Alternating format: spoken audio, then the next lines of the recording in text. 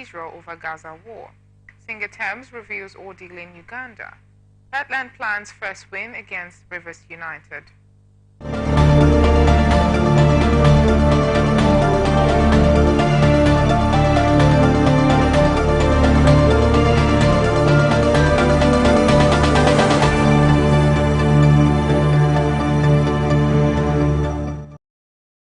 Now the rest of our stories. River State High Court sitting in Isiokpo Division, Ikwere Local Government Area, has issued an interim order restraining the River State House of Assembly and the Speaker Martin Zamehule from carrying out any actions with respect to the impeachment of Governor Siminalayi Fubara. Also restrained are the Deputy Speaker, the Clerk of the House, and the Chief Judge of the State, Justice Simeon Chibuzo Amadi. Presiding Judge Justice Ben White issued the order following a suit filed by the Governor, while Justice White directed that the parties should maintain status quo pending the determination of the motion on notice. The judge adjourned the suit to 14 November 2023 for hearing of the motion on notice.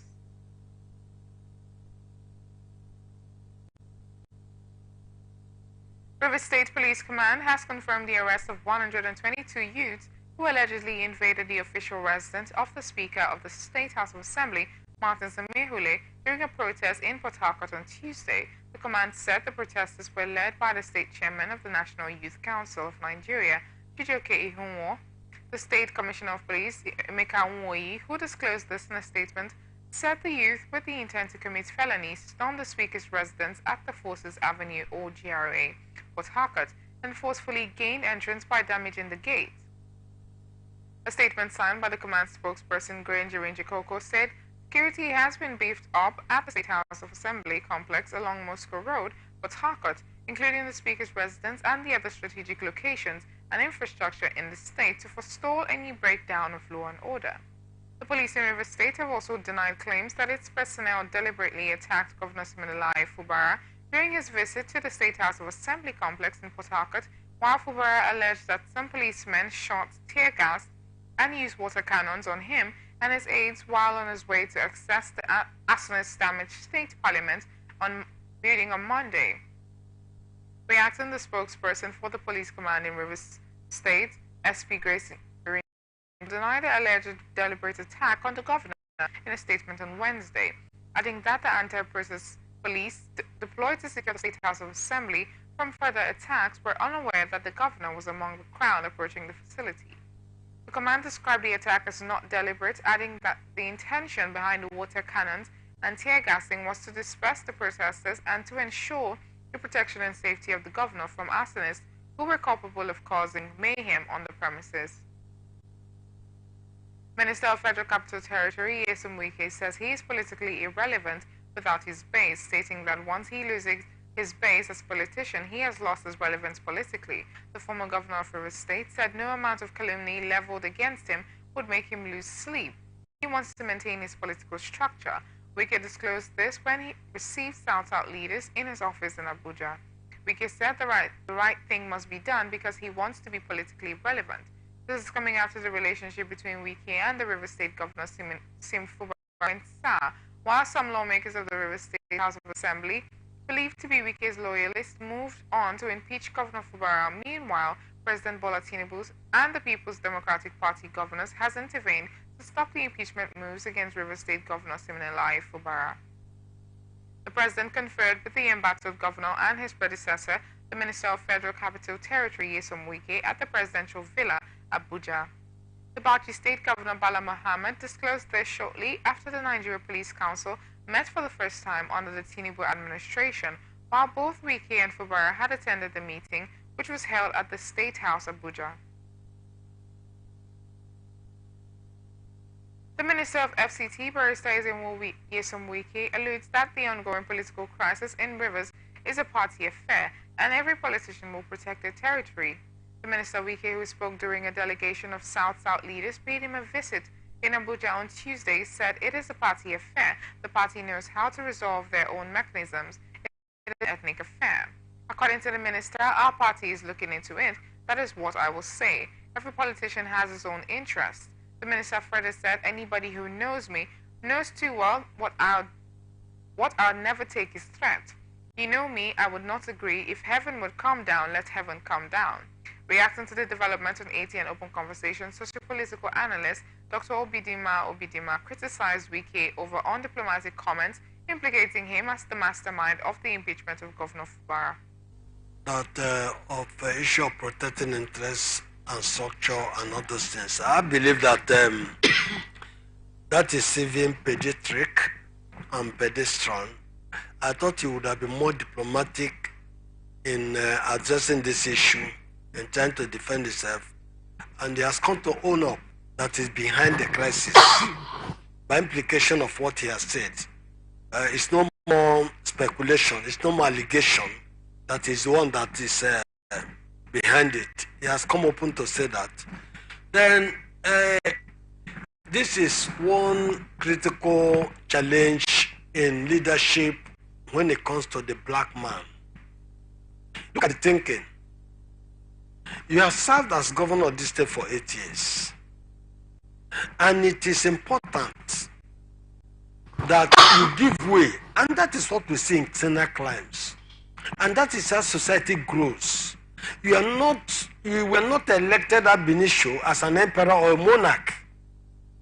That you must remain there. There is a constitutional limitation to the time frame you have to govern the state.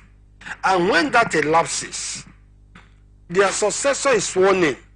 He takes over the apparatus of government and governance and must be without any kind of interference.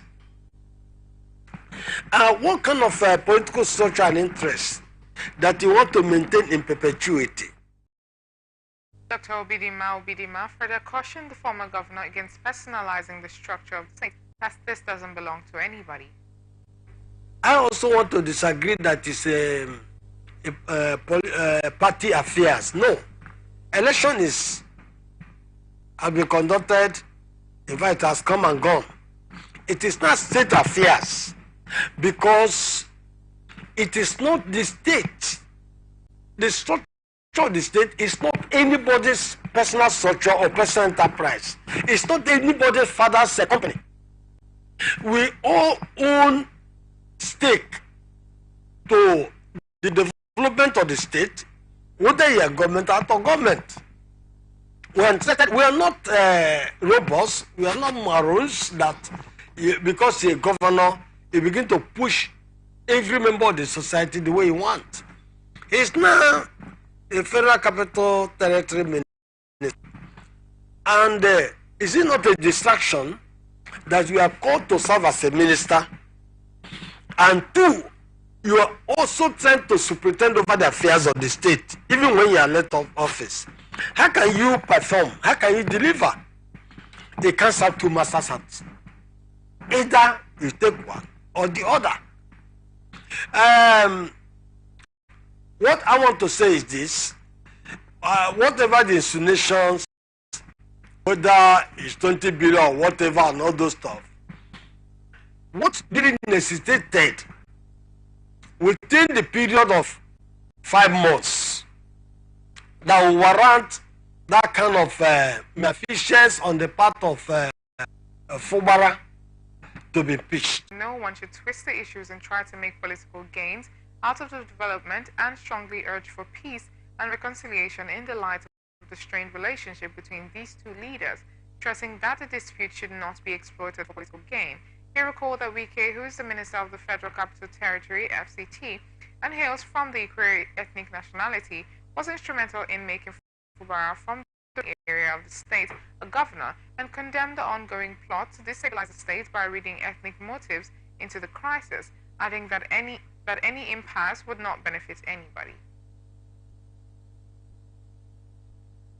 National Working Committee of the People's Democratic Party has called on the River State Governor Siminalayi Fubara and his immediate predecessor Nyesom Wike to sheath their swords. The call, which was contained in a statement issued by the party's National Publicity Secretary, Debo Ologunaba, condemned the move by the River State Assembly to impeach the governor, while Wike, the Minister of the Federal Capital Territory, Abuja, has been accused of plotting to sit the governor through impeachment, causing chaos in the state. Wading into the matter, the party's National Working Committee urged all actors in the disagreement to allow for the peaceful and amicable resolution of all the issues and assured that it had commenced processes aimed at resolving the fracas using its internal conflict resolution mechanisms, and therefore charge all leaders, critical stakeholders, and members of the Grey Party in Rivers State to close ranks, unite, and focus on the onerous task of governance and deliverance of the dividends of democracy to the people. Reacting to the development on the ATM blowout, public affairs analyst and state director of National Orientation Agency Rivers State, Barrister Ayotamuno Young, blamed varied interests which resulted in the internal party crisis within the People's Democratic Party. But also goes beyond party matters. What we saw yesterday was like 2 days ago. Yeah, 2 days ago was like a glimmer of hope, and also looking at everything that happened and the way the people rallied around their governor.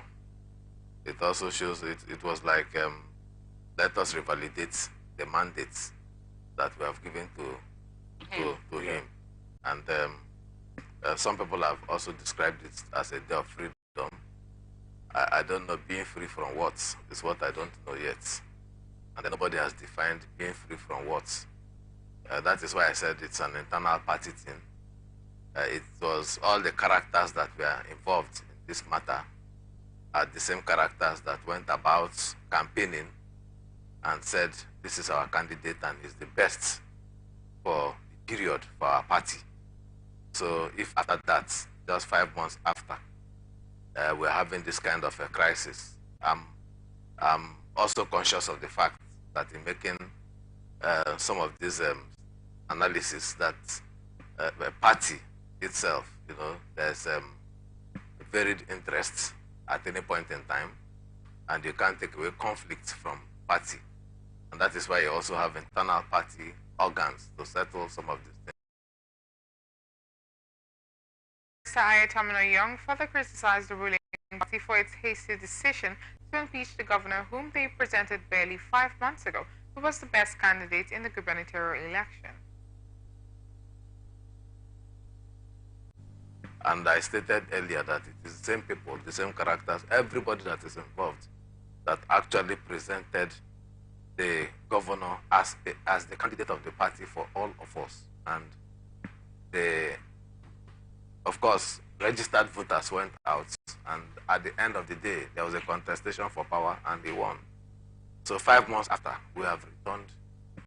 We are now having this kind of situation where almost immediately the House of Assembly, they are moved to impeach, and then we're almost having places being burnt. For instance, the hallowed chamber, the main chamber of the House of Assembly was gutted by fire, and that in itself also requires interrogation. If you are conversant with Moscow Road, you know that after 6:30 in the evening, private vehicles are not allowed access to Moscow Road. Oh, really? Yes, on both ends of Moscow Road. There is always a barricade. Federal Fire Service has set up a fire training school for the Southeast in Izuakoli, Bende local government area of the Abia State. The development was made known by the Controller General of the Federal Fire Service, Jaji Olola Abdul Ganiyu, when the management of the federal agency paid a working visit to Abia State. The Controller General, who was represented by the Assistant Controller of Fire Service, Ijeoma Achi Okidi, informed the governor of the siting of the Fire Service Training School in Izuakoli, adding that which is under construction was attracted by a retired permanent secretary in the Ministry of Interior, Georgina Arisa, who is an indigene of Abia State. She described the project as a very good and robust fire station, adding that the Federal Fire Service would give the state every needed support to prevent fire outbreaks and save lives, and had acquired 8 modern fire trucks and 15 rapid intervention fire trucks with the capacity to maneuver tight and rigorous areas during a fire outbreak, adding that the vehicles will be sent to different states to fight fire outbreak. The Federal Fire Agency urged the governor to protect the federal investments and maintain his support for the Abia State Fire Service. On his part, Governor Alex Oti commended the efforts of the Federal Fire Service in protecting lives and property in the country and urged the agency to render every needed assistance to his administration to secure the lives and property, and also appealed to the Federal Fire Service to give some of the sophisticated fire service trucks to Abia, which would be used in managing tight fire areas in case of outbreak.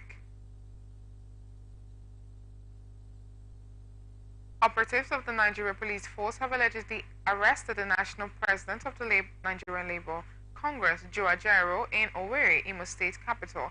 The head of information NLC, Benson Opas, said Ajaero was picked up at the state secretariat of the Congress and taken to an unknown location, adding that the NLC had vowed to mobilize its members for a total strike in Imo State starting today, November 1st, 2023, while Ajaero had accused the Imo State government of violating the rights of the Nigerian workers in the state. Organized labor accused the state governor Hope Uzodinma of neglecting workers' welfare, while lamenting that many of them have died because of the alleged lack of payment of their salaries, including the alleged refusal to implement previous agreements, especially the accord reached on January 9, 2021, outstanding salary arrears of about 20 months, unjust declaration of workers as ghost workers, declaration of pensioners as ghost workers, and unsettled gratuity arrears, amongst others. According to him, approximately 10,000 pensioners have been wrongly labeled as ghost pensioners, resulting in over 22 months of unpaid pensions, while about 11,000 workers have been branded by the Imo State government as ghost workers, as well as the non-compliance with the national minimum wage by the state government, adding that Governor Uzodinma has resisted the use of social dialogue and collective bargaining to resolve the issues. Meanwhile, the Imo State Police Command has denied the arrest of Nigerian Labour Congress President Joe Ajaero in Owerri. Nigerian Union of Petroleum and Natural Gas Workers has put its members on alert for a nationwide strike over the attack and brutalization of Nigerian Labour Congress President Joe Ajaero and other labor leaders by received agents of the Imo State government. Ajaero and other leaders of NLC and their trade union Congress of Nigeria, among others, including some journalists, were attacked and brutalized by suspected agents of the state at the NLC Secretariat in Owerri. It was gathered that thugs descended on labor leaders and other protesters, smashing vehicles, inflicting injuries, and dispossessing handsets, money, ATM cards, among other valuables from labor leaders and others that had gathered at the NLC State Secretariat to begin the scheduled protest over pending labor issues. They were at the State Secretariat in Owerri to begin the planned protest ahead of the strike on Thursday after a backlog of unpaid salaries and allowances, among other perceived sins of the Imo State government against workers in the state. Among alleged sins of the Imo State government include refusal to implement previous agreements, outstanding salary arrears, unjust declaration of workers as ghost workers, destruction of NLC State Secretariat implementation of free pay and unpaid gratuity arrears, while others are non-compliance with the national minimum wage, intimidation and harassment of trade union leaders, use of violence and thuggery, misappropriation of union dues, declaration of pensioners as ghost, systematic harassment and intimidation of the workforce, resistance to social dialogue and collective bargaining, interference with workers' democratic processes. Speaking on the development, Nupeng's president, Prince Williams Aporeha, said the union condemned with the strongest term the arrest and brutalization of the Congress president, Comrade Joe Ajaero, and other labor leaders by the agents of Imo State government, and reject the act of violence and barbarism being unleashed on labor leaders, workers, and others, and cannot accept this uncivilized behavior in a democracy. Anambra State Commissioner for Women Affairs and Social Welfare, Mrs. Ife Obinabo, has rescued about 20 girls between the ages of 15 and 25 at a brothel prostitution in Oba, Idemili South local government area of the state. The raid was done in collaboration with the priors following a tip-off from a whistleblower, and 2 among the rescued girls are teenagers. The commissioner has already taken them to hospital for medical examination and possible treatment, which it was discovered that the management of the hotel trafficked girls from all parts of the country for prostitution purposes. Speaking immediately after the raid, Honorable Obinabo appreciated the efforts of the Nigerian Police Force and Anambra State Command in helping to rescue the girls, and lamented that despite the state's government's efforts, some people were still flouting the law and restated the state government's commitment to ending all forms of child kidnapping, trafficking, and sex slavery in the state, and went further to urge a number of people to always report any suspicious activity around their vicinity for prompt response and action. Responding, the girls revealed that they sleep with about 10 men a day in order to meet up with the targets given to them or risk being beaten mercilessly by their madame. Said the suspects, who were also would be arraigned before the Children's Sexual and Gender-Based Violence Magistrate Court in Accra. Operatives of Enugu Police Command serving at the Central Police Station have arrested 7 male suspects following the raid of their hideouts at Holy Ghost Railway Access, Price Chemist Old Park and environs. A statement by the command spokesperson, DSP Daniel Undukwe, said the suspects that were arrested are notorious for attacking and dispossessing innocent and unsuspecting citizens of their belongings. The suspects all confessed to the crime and have been arraigned in court and remanded in a correctional custodial center. Meanwhile, the Commissioner of Police has condemned and charged the operatives to maintain the tempo while enjoining the citizenry to remain supportive of the police in their efforts to root out unrepentant criminals in Enugu State. You are watching the Global News on Atlantic Television Network. We'll return after this break.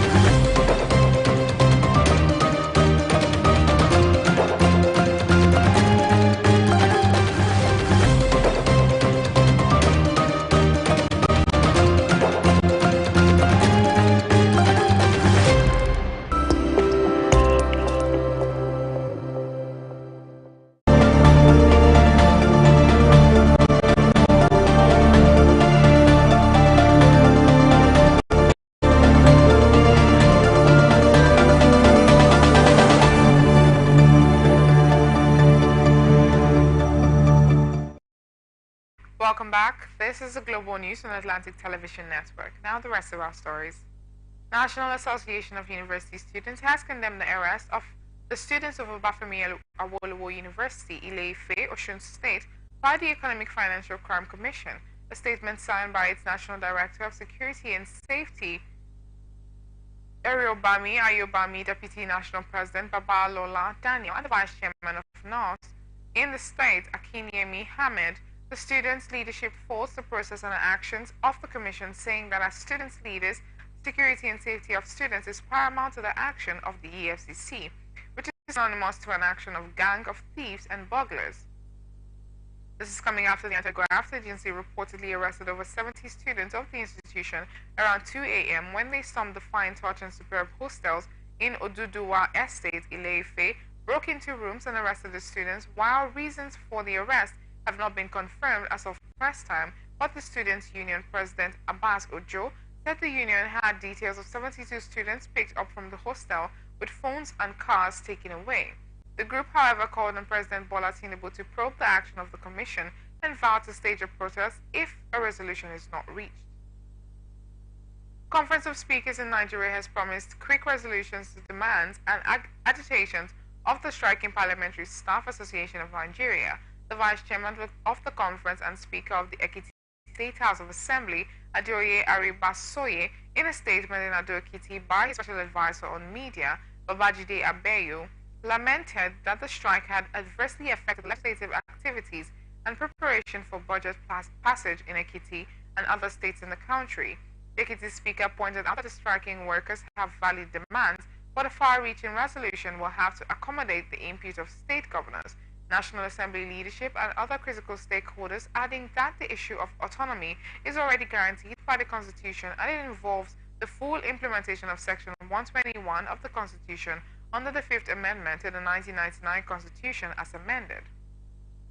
Aribasoye expressed optimism that the strike will soon be over and will give lawmakers room for legislative duties and to even attend to other issues that may still benefit the San immediately or ultimately.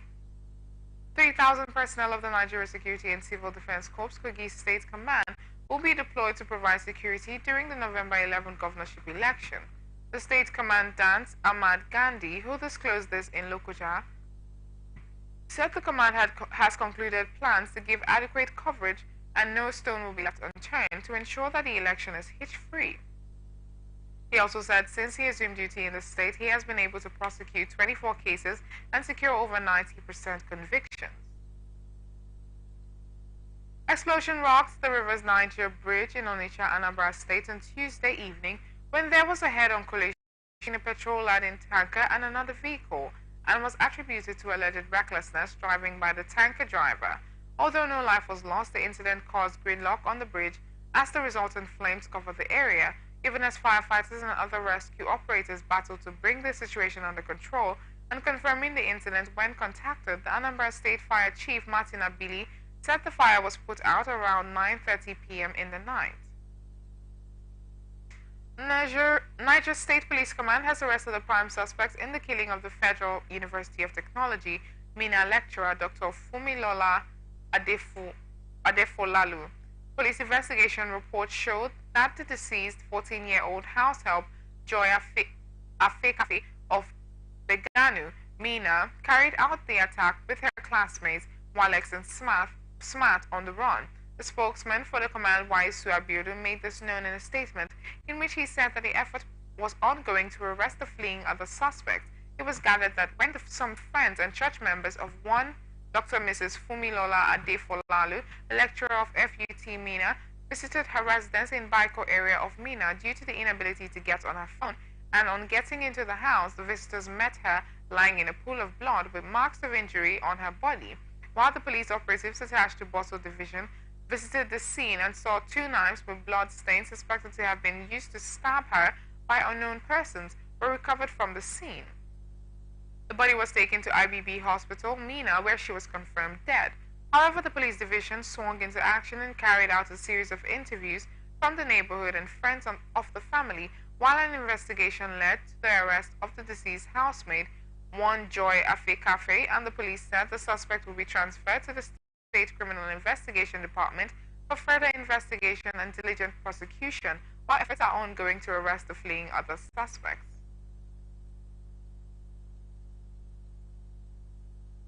Governor Hyacinth Alia has called on the Nigerian army to deploy infantry soldiers to the state to check the killings of farmers by suspected herders. He also called for the establishment of a battalion at Ubema and 7 forward operating bases in Guma, Logo, Ukum, and Kwandi local government areas to enhance response. Alia, who disclosed this during a courtesy visit to the Chief of Army Staff, Lieutenant General Tarid Labaja, at the Army headquarters, Abuja, said that the current deployment ensures safety on the highways, while killings continue in the hinterland, depriving farmers of access to fertile land for agricultural activities, adding that Benue is an agrarian state and farming is their main occupation, and the residents are staying inaccessible to farmers due to the threats of bandits and violence from armed herders. Governor Alia also said although the 401 Special Force Brigade are trying their best, but their deployment remains on the main road, while killings continue to take place in the hinterland, adding that the government is willing to provide shelters for the forward operating bases and some logistics to achieve desired results. Responding, the Chief of Army Staff, Lieutenant General Tarid Labaja, promised to deploy more troops and combat enablers to 104 forward operating bases, adding that the establishment of more FOBs is subject to budgetary provisions, and urged the governor to provide infrastructure to enable the movement of troops and logistics to support the operation. Former Governor of Benue State, Gabriel Soswam, has been removed from the Senate by the Court of Appeal, which is based in Abuja. In a unanimous ruling by a panel of 3 justices, the appellate court declared that Soswam could not have been the legitimate winner of the senatorial election that took place in Benue Northeast on February 25th, and also criticized the Benue State National Assembly Elections Petition Tribunal decision to nullify Mr. Emmanuel Udende of the All Progressive Congress election victory and send Soswam of the PDP back to the Senate. The appellate court claims that the tribunal reached an incorrect result by upholding Soswam's petition to contest Udende's election victory and incorrectly assessed the evidence that was brought before it by the parties involved. As a result, the courts declared that it saw merit in the APC candidate's appeal and it overturned the tribunal's decision. General Christopher Musa, the Chief of Defense Staff, promises that governorship elections in Bayelsa, Kogi, and Imo states will be conducted peacefully, will be credible, and in line with President Bola Tinubu's directive for the elections.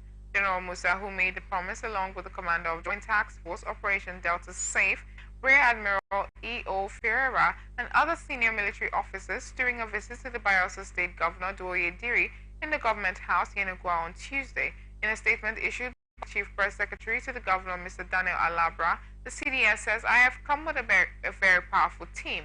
We want to ensure that the state is fully secure and well protected so that Bayelsa will continue to develop. As Bayelsa develops, I am sure that the rest of the South-South will develop too, and Nigeria too." Last week, we held a meeting with the National Security Advisor, the INEC chairman, and other stakeholders on the need to conduct credible and peaceful elections. For us, that is a marching order.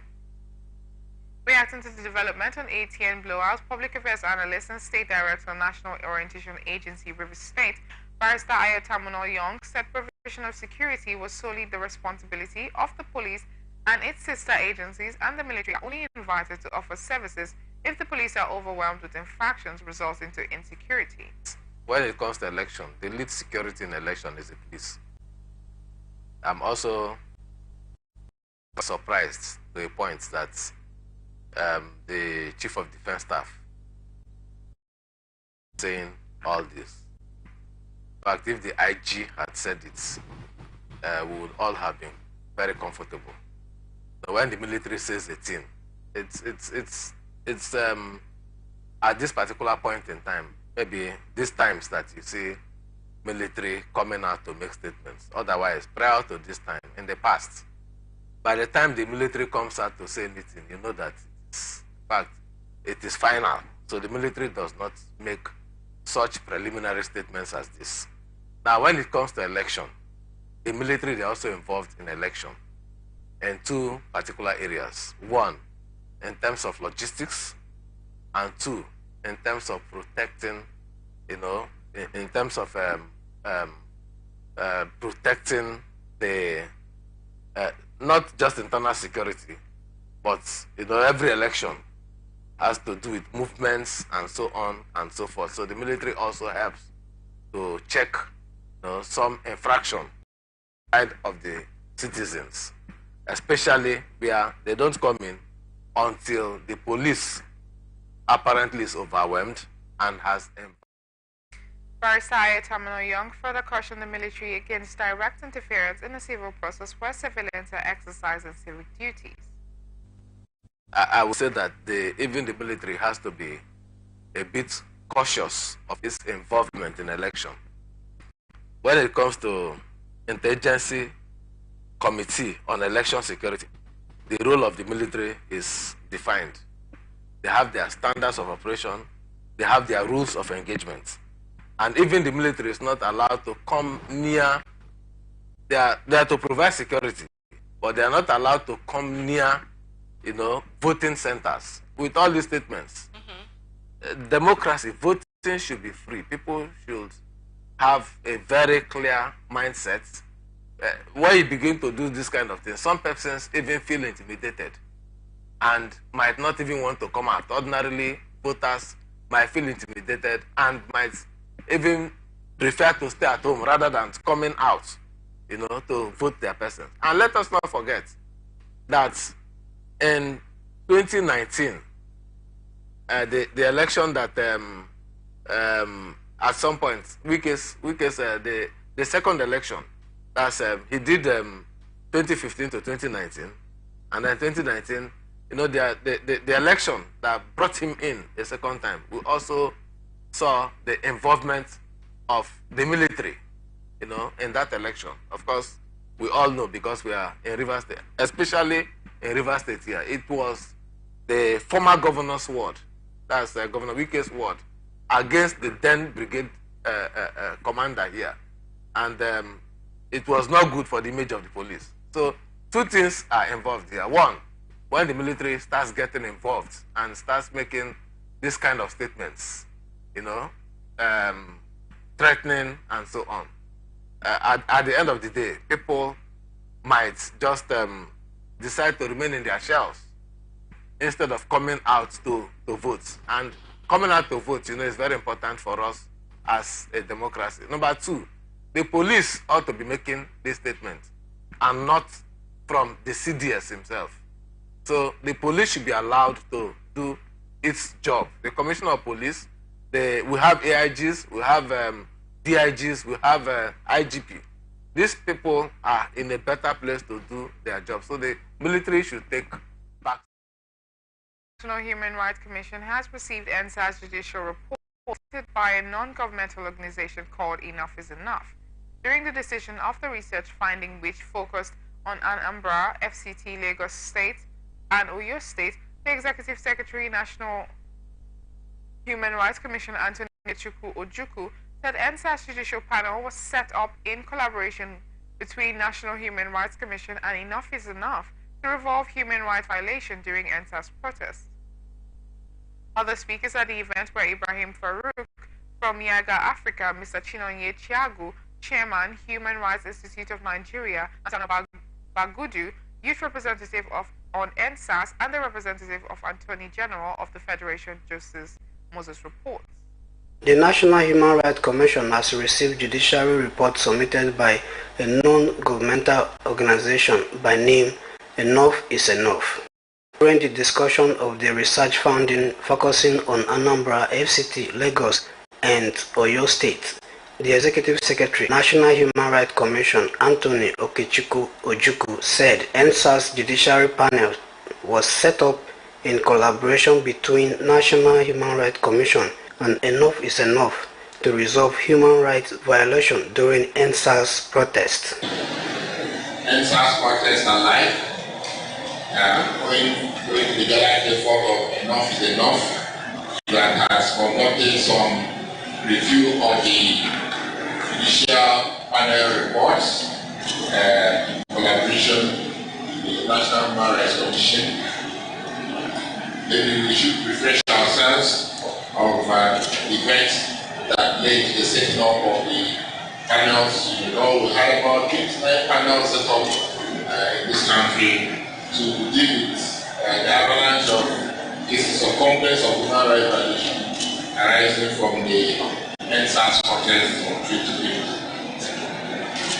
And following the spate of those complaints and the numerous reports, the electronic, print and social media alleging gross violations of human rights of Nigerians by the men and officers of the Special Anti-Robbery Squad of the Nigerian Police Force, the Federal Government of Nigeria, to the then acting president, Professor Femi Oshibajo, Senior Government of Nigeria, requested the National Human Rights Commission to constitute a broad-based presidential panel following the NSAS protest. As part of the terms of reference, the panels will make appropriate recommendations for the reform of SARS and for the police force in general. And following that, about 29 states set up SARS panel, and the National Human Rights Commission was made a compulsory member of each of these panels. Other speakers at the event were Ibrahim Farouk from Yaga Africa, Mr. Chinonye Chiagu, Chairman, Human Rights Institute of Nigeria, Nathaniel Bagudu, Youth Representative on NSAS. So we're going to provide justice, especially considering a lot that had happened and the demands that young people had made. Unfortunately, we saw a continued mistrust in Nigerian government institutions. A lot of Nigerian youth did not feel that the panels provided justice for them. When we look at the reports, for instance, we'll see that there is only one judicial panel of inquiry that has made its report public. I think that is the Department of Lagos. I think just one step, one very simple step is being more transparent and accountable by making the reports public. I think that those demands. Maybe there was no strong traction of sponsor leadership. There was no strong figure around which the NSAS was collected, and that's why these are failing out. So we need to begin to And that's the message for young people. You need to begin to organize, not to agonize. You need to organize. Get yourself together and begin to demand that this report should be published. The second thing is to use all institutions are supposed to respond for accountability. The National Assembly is very good, where human rights has what has happened. So as we celebrate the third anniversary of NSAS protest, we need to look at the questions, to organize and see how we can deal with the place. SARS was disbanded. It has stayed there. It's been rebranded. And they're not even worse. Because now they pick you up, they say, okay, down protest, let's see. Go to the let's see what happens. So you embolden the protest to continue to reach human rights. Panel at Kaduna State was a very great panel. As you are aware, Kaduna State is one of the first states to make a panel of humanity. In that panel, we have a leader, Chief Justice David Shiri, retired, who also said first and has given opportunity not only to young people, but all concerned parties who are key actors to the process, and then who believe they can contribute positively to the success of the assignment assigned to us. So in the panel, we have equal right. We give each other the necessary backing and support to succeed, because all of us are moving toward the same target. That follow it are brought to the dearest meaning. And I want to commend the National Human Rights Commission for the role it has played. It was reported here its effort to provide compensation for those who suffered one loss or the other as a result of that sad experience. And it's a continuous exercise. I'm sure as we move on, government will continue to look at those things to ensure that those who suffer those losses are adequately compensated. Joseph Moses, ATN News. Roadmap. It's September 2023. The Minister of Education,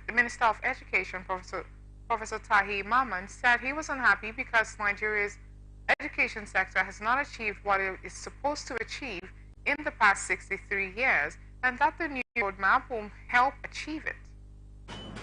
We are also unhappy Nigerians. Unhappy for the reason that this country has not achieved what it should have achieved in the last 63 years. I am very angry about that. Some of us have benefited from what was good. Now we are encountering what we had yearned and cried out for all these years. Consequently, we want to assure you and Nigerians that we mean business, and what you have all the very positive recommendations in terms of what has to be done, the strategy, and timelines and activities prescribed in the report will be followed. The minister said out-of-school children are highly hopeful of the government to provide a solution to school without excuses. Very bleak future, because they have either not attended school or they have dropped out of school. Now they are staring at us for solutions. We may not have all the solutions, but there will be no excuse for us not to do what is right to bring succor to this category of people. We've been criticized in the education sector for giving Nigeria, certificates which do not give value, which make our graduates not quite employable. we will be challenging everybody in the education sector, from basic education through to tertiary, to ensure that they bring value to their certificates. In consequence, in the days and weeks ahead, we are going to set out the mechanism for implementing, giving effect to this report, which has integrated the ministerial mandate with the new ideas that are being brought here. We are going to set up a monitoring and evaluation committee to ensure we are on track constantly. We are also going to set up implementation committee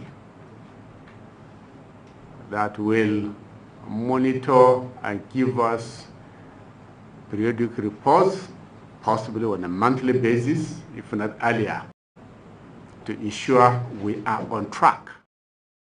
The Chairman Committee of the Education Roadmap, Engineer Nuru Yakubu, gave the guidelines and the aims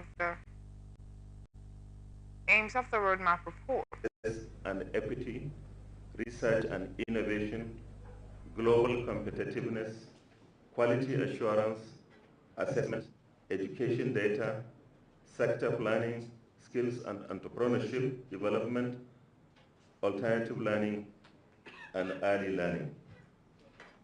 The scope of the committee's assignment involved review of previous ministerial strategic plans. The committee conducted thorough review of the previous ministerial strategic plans, 2006 to 2019, as well as the MSP for 2018 to 2022. The draft MSP for 2023 to 2026 was also reviewed, and the committee identified gaps that were found and adopted areas and tried to align the MSPs with the objectives of this government and the national development. The committee adopted a methodology and strategy given the rather short time we had of meetings every day, Monday to Friday, including weekends where necessary, and even public holidays, with the aim of ensuring that the roadmap that we undertook a thorough review of high-level documents on policy and past reports on education. President Bola Tinubu says will sack any of his cabinet members who fail to deliver on the specific mandate of his or her ministry as his administration settles down to the business of governance. Tinubu handed down the threat while declaring the 2023 cabinet retreat for ministers, presidential aides, permanent secretaries, and top government functionaries open at the presidential villa, Abuja. Speaking on the theme, delivering on the renewed hope agenda, Tinubu said his administration was not oblivious to the challenges ahead, but there must be a clear-cut decision and action plan by all stakeholders to wriggle out of the problems. The president also stated that since became president, he had graciously accepted all challenges and liabilities thrown at him by his predecessor, and there would be no room for excuses. Hence the reason he took his time to assemble all the best brains in his cabinet who can aid the administration to meet the yearnings and aspirations of the citizens. The president said he had directed a special advisor on policy coordination, Bala Hadiza, to head the result and delivery unit, through which key performance indicators and all ministerial. State Governor Bala Mohammed says President Bola Tinubu has intervened in the political crisis in Rivers State between the sitting governor of Siminalayi Fubara and the former governor of the state and now Federal Capital Territory Minister. The People's Democratic Party Governors Forum chairman, who spoke with the journalists on Tuesday at the presidential villa, said we had a closed session, you will recall, members of the press, where a very serious national issue was discussed that has security implications. That is the problem emerging in Rivers, he said. Mr. President, in his usual leadership position, interviewed and would appear that there be peace in that respect. Reacting to the development on an open conversation, sociopolitical analyst Dr. Obidima said intervention by the presidency could only be short-term as the battle between predecessor and successor is far from over. Look, the less you see in situations like this, two, the damage has been done. And everybody has whatever he wants to do in his mind. I may not want to express it to the public. I don't think that battle is over. It's politics. There are also other interests in it other than the president. Yes, for the security implication, its intervention to some extent is understandable because this thing is now beginning to wear ethnic coloration. I hope you are getting my point. So, and that, if it's allowed to fester, could snowball to something that we may not have. Dr. Obidima further called out the People's Democratic Party at the national and state levels for 8-week support for the embattled Governor Fubara. Over. But politically, this is where I see the weakness of PDP. Even the statement issued by their governors, the PDP Governors Forum, appear to be so weak, so beggarly, so timid.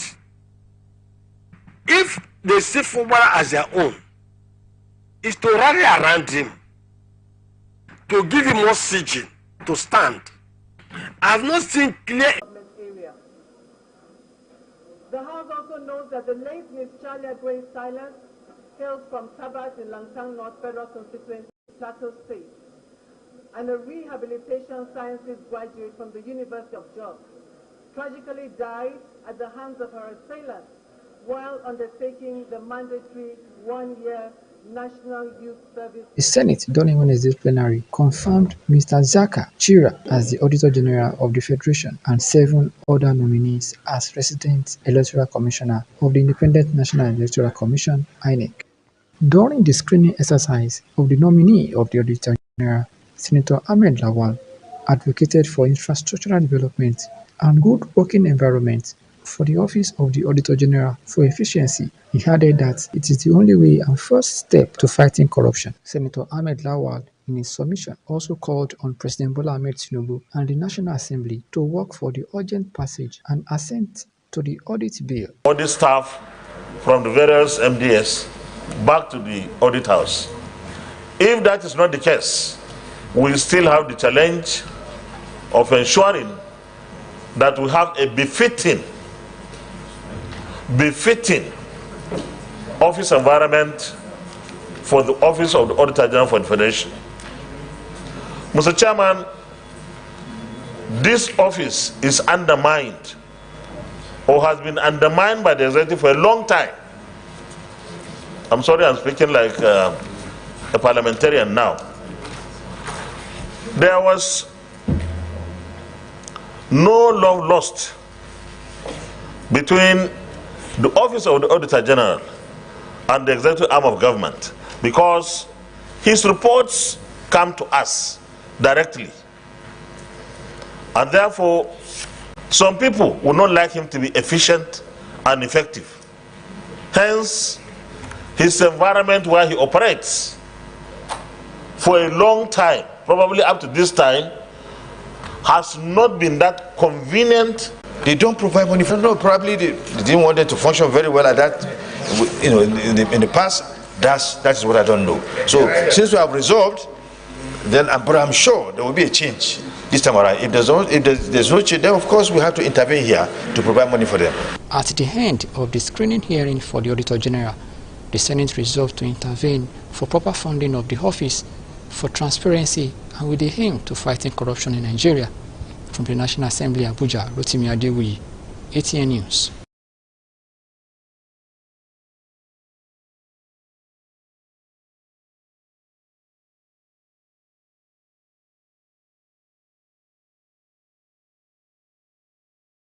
Representatives has passed for second reading the 2023 fiscal year supplementary appropriation bill of 2.18 trillion naira. The passage followed the debate on the general principle of the bill at plenary shortly after receiving a communication from the President Bola Tinubu. President Tinubu, in a letter read on the floor of the House by Speaker Abbas Tajuddin, requested the speedy passage of the supplementary budget to enable the federal government to finance welfare packages such as wages and conditional cash transfers agreed with organized labor. Making contributions to the supplementary appropriation bill, the Deputy Speaker, Honorable Benjamin Kalu, as well as the Majority Leader of the House, Honorable Julius Ihonbere, commended the President Tinubu's administration for its productiveness, adding that the move deserved the support of the National Assembly, especially when the need of civil servants have been considered.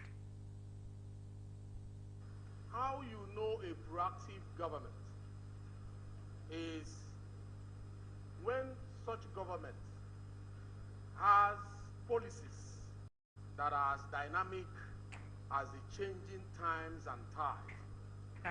That is how you know that the government is proactive. Your Excellency, if you may recall, not too long ago, government took some serious, critical economic policy. That policy created gaps.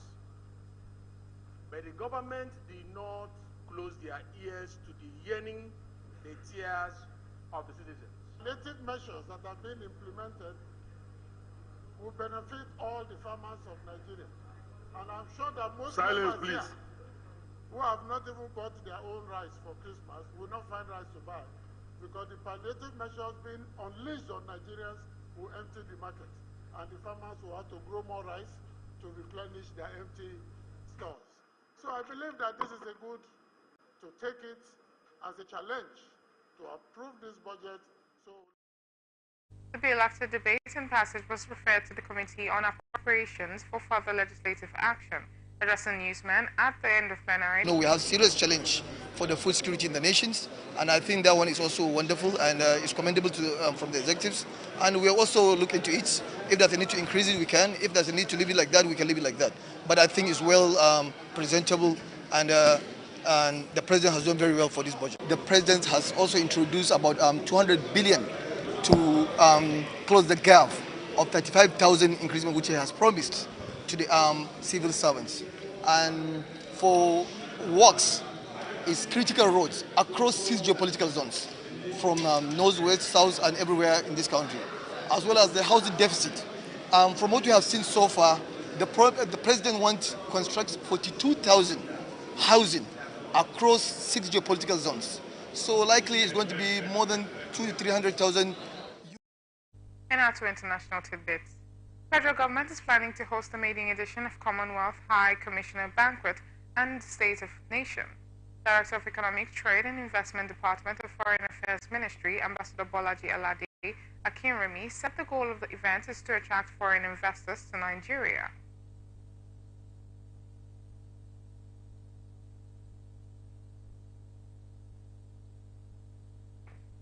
This maiden edition of the Commonwealth High Commissioners Banquet has special link with my department, because the goal is to attract foreign direct investment to Nigeria.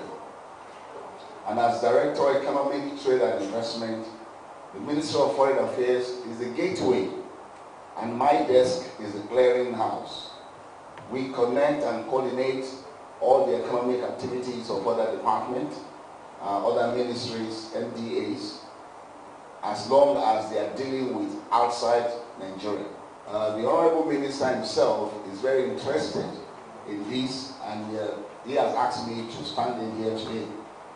You'll probably be aware that involved is the first day, and no other person in the ministry other than directors, and I happen to be one of the most senior. But apart from that, we'll provide all the enabling environment, we will provide all the support. Already we will mobilize all the Commonwealth missions that are present in Abuja.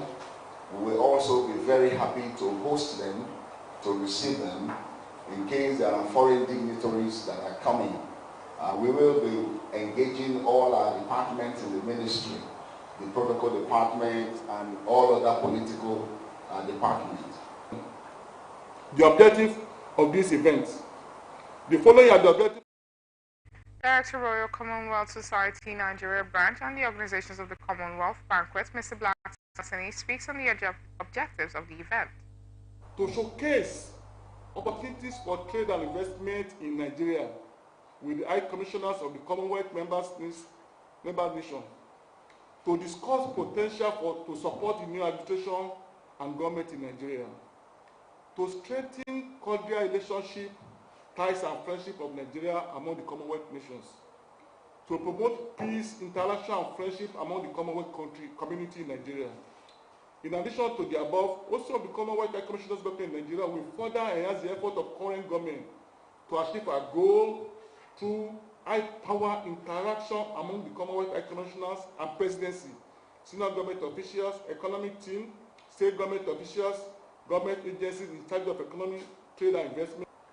The access with the Commonwealth family allow it to play a pivotal role in convening and connecting the Commonwealth political and diplomatic representative civil society, business and youth leaders on a wide range of issues such as we deliver Commonwealth